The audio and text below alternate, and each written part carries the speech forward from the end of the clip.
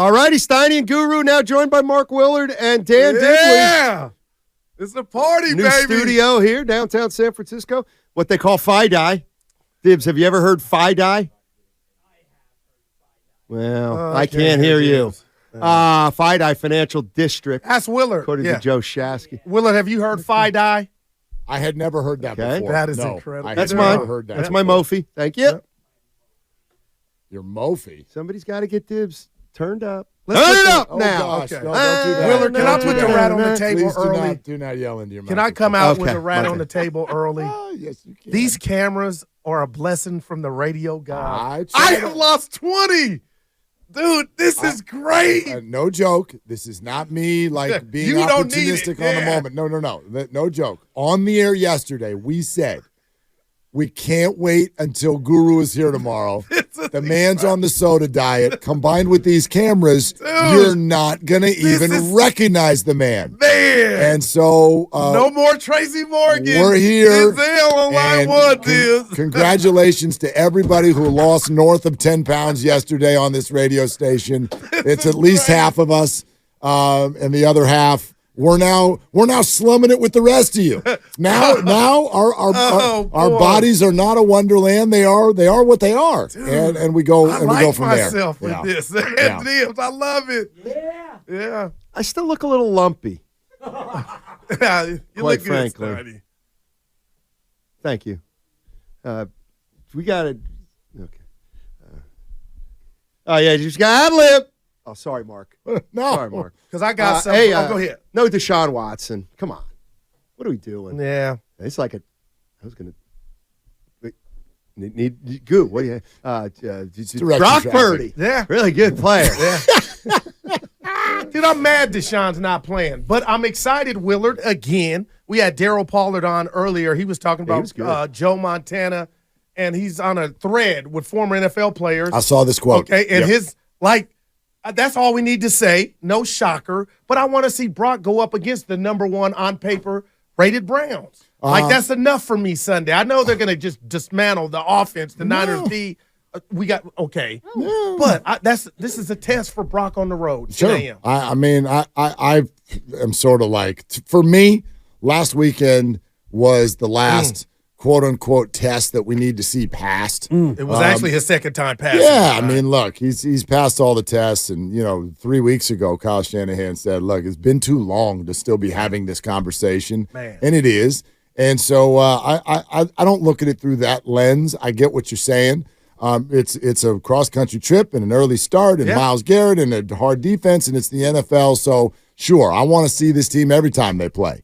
I can't wait to see the 49ers every time they suit up right now because they're the best team in the NFL. We were just sitting in the other room. Maybe you guys can answer this. We were having a conversation about who scares you, and this is based on watching the Chiefs last night.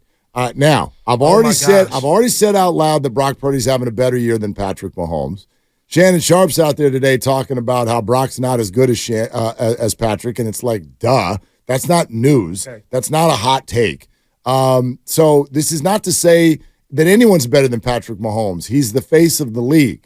But the 49ers would can the Chiefs right now if those two teams played football against one another. No doubt about it. They would can the Chiefs, potentially and maybe probably by double digits. That offense is not moving the same way. And they got one option. It's they have one weapon, and they're running. They have one weapon. There's no doubt about that. And so we can use the same conversation that we use about Brock and use it for every quarterback.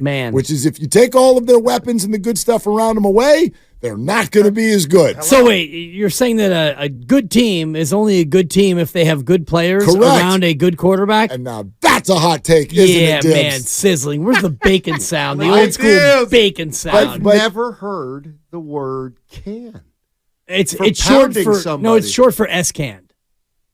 You know when you get S-canned? Yeah. I mean, and you know the S. Mollywop. Yeah. He's using the shorthand, which is canned. Which I like. It's a rare thing of Willard's that I actually like because it's blank canned and you can't say the blank and you could say S canned, but you just say canned. Yeah, I got you. And they got canned. Fair enough. They got canned like a Del Monte tomato. Nice.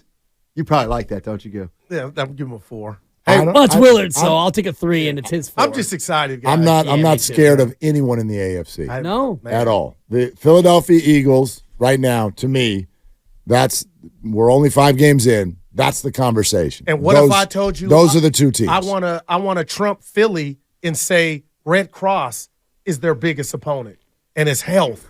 I mean, that's where I'm at. Of course And it is. I was in your living room last January watching the Super Bowl Lovely with Christie's, the lovely but okay. Christie Yep. and the kids. I can't afford that And house. Patrick Mahomes made sushi out of mincemeat. It was incredible on one win. The chickens have come home to roost. Wait, They don't have chickens enough, too? Hey, they don't have enough weaponry. And I'm not saying they can't go back. They're laboring. They were in the red zone, Willard, all night. Yeah. I'm like, you don't want to Tartar? see the Niners. They're just really young. Like even that receiving core last year, while it was sort of unimpressive. You had Juju. Well, you had Juju, Okay. you had Marquez Valdez-Scantling. Oh, yeah. You had a bunch of guys who are not ones, but a bunch of guys who've been around the block. But you had a one throwing it to you, so that made you better. Yeah, I mean now when you're trying to figure out on a weekly basis whether Rashee Rice, Sky Moore, or like who knows who it is that's supposed to be good. There's a guy named Justin, I think. Is there a Justin? Couple of them. You know, whatever. It's like nobody knows Justin who that core Wilson. is. Yeah, or Watson, I think it is. Whatever. It Wilson. doesn't matter. He got hurt, yeah. Yeah, he Evan did. told me. Hey, real quick, just Oh. forget about sports for a minute. Uh-oh. So you guys have toured this building, right? We have. Have at you been my up on the guy. floor where the lounge is? Oh no, I've not been on any floor. Are you other than- kidding me? than this Yeah, one. I went to the lounge, I didn't go. and they said it's like Spendify or Thirstify or Expensive. There's a bar, Willard. whatever it is. With Yeah, room. but I've been hearing about this, but I've not gone. Yeah. It's incredible. Well, Why do you ask? because we're gonna be getting there in a we're getting few. different kind of information. There's Well, a I can monthly, tell you my experience. There's a monthly fee apparently, Make me sick. Yeah. but it doesn't mean it's all you can drink. It just means you can get in there and have a drink that you pay for. I think. figured you would let us know. Well, All he Kenny, cares the about. institution, Yeah. Wardell, Junior. yes, said Although I don't know if he dropped the junior like Mike Dunleavy That was trying to what drop did the you think of junior. that? I love it. Which, until I hear it from Mike Dunleavy Jr. himself, he is junior. Right. why would you want to drop that? Just Only if you were mad at your dad. Honestly. That's not true. What were your thoughts when you heard Because- that? Why would he want to drop the junior? Because he's in his 40s and he doesn't want to be called junior. But- it sounds like you're being patted on the head. His He's a father, grown man with a general manager job in the National Basketball Association. Mike Dunleavy Jr. goes to bed at night and dreams of having the career that his father had in the association. But you're putting thoughts and dreams in his head. I'm not putting anything in his head. He doesn't want to be junior. It has Then when he says that, then I will go with it. I believe that. I have another- believe that he has. I have another Yeah. level to this, believe it or not. Ken Griffey Jr., did he drop the junior? Of course not. No, of want course to. not. Right, How about because his this? dad's an institution. My sources have told me that Dunleavy within the offices is referred to as Junior. They Like- call him Junior. Hey, Just- Junior. Yeah. Well, Maybe he's trying to get rid of that. maybe he's maybe he doesn't want that anymore. Yeah. Yeah. And now he's in position to do it. Because it had to come from him. There have been a lot of people in sports, and Yeah. I would imagine outside of sports, they get called something for years while they're just like, Right. they're coming up. And Or then you get called Iggy when your name is Iguodala. and you don't like it. No. And Thank so you. at a certain I've point, never called him that. you have enough cachet to step forward and be like, I actually don't want to be called that anymore. Sure. So maybe that's where we are. I haven't heard it directly either. All right, but But didn't like an email go out from the Warriors or Bonte said he something? got an email. Yeah, on Bonte something. got an Okay, email. so we're going from a Bonte email to a Steiny and Well, Guru he's become more segment important, Dibs, to a the crossover organization. to me. So now people are going to be calling your name more often than they ever have. Right, In press release, right. Report. So he probably was like, you know what? Let's just cut the junior off because I'm Mike Dunleavy. Apologies to Bonte's email inbox. I'm going to wait until I Oh, get something that's more gotcha. concrete. And I love Bonte, and Right here. I love his Did you inbox. see his bar No, chronicles this hang on, morning? hang Did on, you see his video? I'm emailing Might have Dibs. missed it. Hang on, I'm going to email him right now. Dan Yeah, Dibley. yeah. Please. What are you gonna He's not email going to him. expect it. It's not please during his call show. Well, Mike hey, thank you. Dunleavy. And email. That's a three. So now the Just email from you is based on a Dunleavy. Bonte email. So now we're a third No, generation. I'm just sending it to tick you off. It's you not for send yeah. it. Anyway, so it's And in your that's- inbox now. Yes. And So now you've received it. and your commands move He me really sent it. rarely. So this would be one of those times where you get sent to spam, And, we're going to move forward. Remember, I'm fascinated by Patrick that. Mahomes does not like Pat. And it took him a second before he came out and was like, don't call me Pat Mahomes. Sure. He doesn't want to be called Pat Mahomes. Okay. His dad was Pat Mahomes. So he's Patrick Mahomes. Right. Yeah, fine. You get to be called what you want to be called. You sure do. I agree with that. Yeah. If I call you Dan, you tighten up. And it's your name. And you tighten up. We have a nickname for it, a Dan Day. It's because, Mark, and I shared this with you privately and publicly, that when you use my name, it has different implications and ramifications. So when you do that, and you do it with intention, it makes me feel a certain kind of way. And you know that, Mark. So you know that. And so I don't do it unless I have those intentions, right? Correct. Okay. Or unless you're trying to tweak me. Those are my intentions. That's what I'm saying. Well, normally the implication is that it's going to be of a serious nature. So when you do it and it's not serious, it kind of dumbs down. It's like the boy who cried Dan in essence. But that's Junior okay. and the Sopranos did it well. Yeah. Exactly. Yeah. Junior. Yeah. Guru will go with Matt when he wants to try to get under my skin. Oh, boy. Speaking of which, it doesn't. Can we get to the young lady from MLB Matthew. Network? Alana Rizzo. She is just public enemy number one. How dare her come with this? Okay, first the apology. I'm going to go there. That was a mandate. Steiny's like, my nah, God. dude, maybe. Great apology. Oh, my How God. can you talk 5-star. about people in the Dibs? She was reading it straight from the BBWAA. Oh, my good. Somebody got to her. Like, you want to continue Somebody, to about do, 20 people All right, got there's to her. I just couldn't believe the energy she had and the entitlement of how better you are. And you blanger. I mean, can we play it, Steiny? I can't. Oh, okay. But they can probably in there. We're in a new studio, dude. A lot of new My things. bad. Even though we're in the new studio, Yeah. let me do Well, it. we You're gotta- listening to 95.7 The Game, KGMZ FM and HD1 San Francisco, always live on the free Odyssey app, Twitch. and That YouTube. offended me, Will. Powered Dibs. by First NorCal Credit Union. Yeah. Scripted. It offended me, Nice. man. It And the should've. apology was just like, get out of here. Well, with and that. because we can't, Yeah. because Steiny can't play it, just to let people know who don't know what we're talking about, she basically made comments that insinuated this was all based on that Orlando Arcia thing. Right. So you have something that's said in open air in And a what locker did he room. say? He ripped Bryce Harper for getting too far off the base and getting thrown out. Like he kind of made fun of him. Yeah, like, thanks a lot, Bryce. Atta baby, Bryce. And- Way to go. right, Way to help okay. us out. So Like that gets overheard by reporters on the scene. It gets reported, then it becomes a thing. Now Bryce Harper the next night hits a home run and stares down Orlando Arcia, and the Braves have this feeling like, oh, that ignited the Phillies to take us out 3-1, and it has sparked a debate. Kevin Gausman, in fact, was one of the players cited by Alano Rizzo saw that. for man, coming out and JG. saying, this is a sacred space, our locker room. You should not report something unless it is coming from a direct conversation with you. I love Kevin Gausman, but he's flatly wrong. Like, flatly 1,000% wrong. What are we doing? If the clubhouse is a sacred space, then don't invite us in. Thank you. It's that simple. And you all, people don't know this, those clubhouses have offshoot rooms that actually are their sacred space.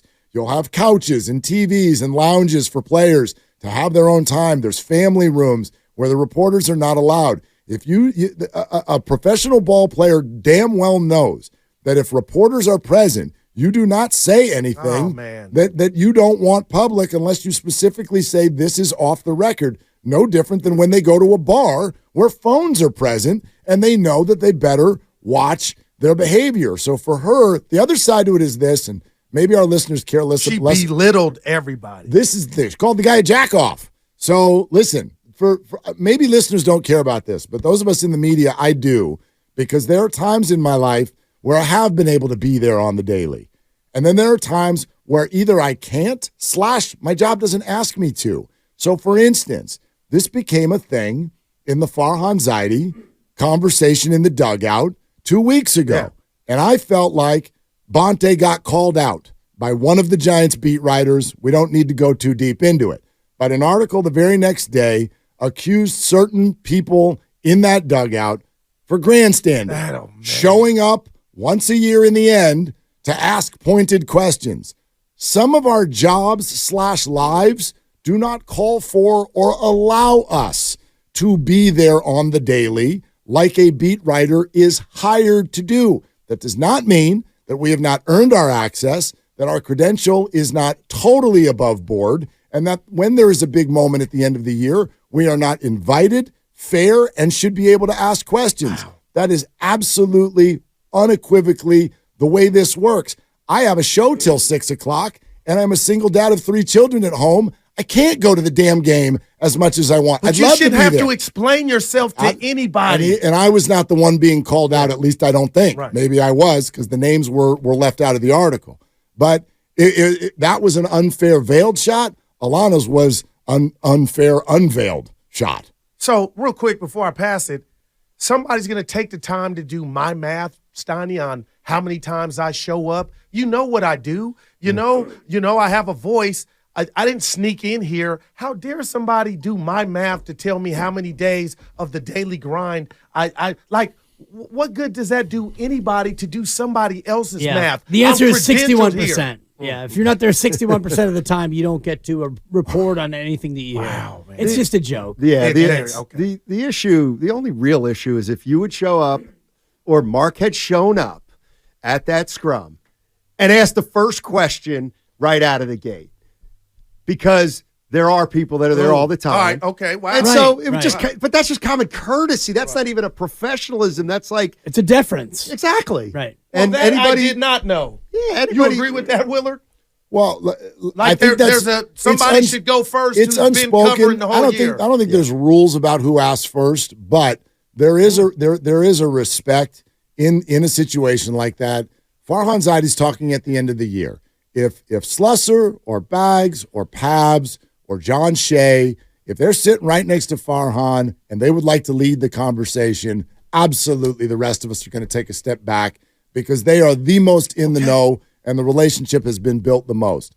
After that, we're all people with credentials. After that, and in We're all this people with case, credentials. this case is an open forum where In the dugout. No, you're in the locker room. This okay. Arcia thing. Okay, yeah. You're in the locker room, and if he's going to shout out or if he's going to talk to where not just the one reporter was the one who heard it, multiple reporters heard what he was saying about Bryce Harper. When you're talking like that in open forum, it is on the record. And if, like Mark said, if you want to go in the private family room or in the back, and if you want to go somewhere else privately and express those feelings about Bryce, you can. But when you say these things in the locker room, when you know reporters are there, it's fair game. That's the way it goes.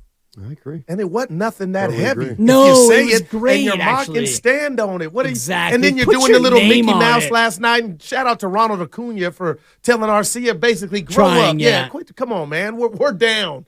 But I just don't get if what Steiny said, if that's how it's done, kind of inside baseball, then everybody would know, okay, I can't ask a question until Steiny goes, who's cut. But if that ain't set in stone, why It's are, not why set are in feathers stone, but ruffled or cheap shots taken? It's probably set in paper mache, and they're two different things. Like the Arcia thing in a locker room, open season. If you are the Braves reporter and you're there every single day and you hear it, you may not report on it because you have a relationship with him and you know that it might come across as embarrassing, and so you might hold that and you might not report on that. That is journalistic decision making based on you, the reporter. But when you say that in open forum, somebody like a quote-unquote blogger who's there for the first time might take it and run with it. And the thing about the Farhan presser in the dugout, good Mark Lord. and Bonte and other people who aren't there, like Sam Lubman or whoever, That was a you're big not deal. there every day. Right. And like Mark could have stepped forward